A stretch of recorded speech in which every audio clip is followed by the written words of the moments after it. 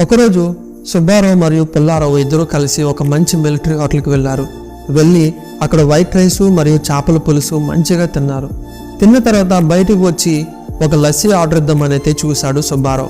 అది గమనించి, సుబ్బారావు, మనం చేపల కూర తిన్నాము, వెంటనే పాలు మరియు పెరుగు పదార్థాలు మనం తినకూడదు.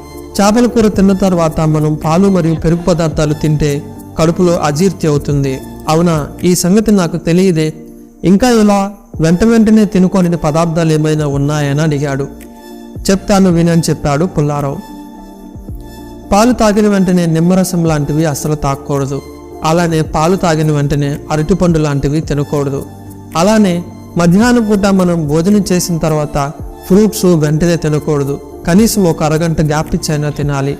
ఇలా కొన్ని పదార్థాలు తీసుకోకూడనివి వెంటనే తీసుకుంటే కడుపులో అజీర్తి అవుతుందని చెప్పాడు పుల్లారావు.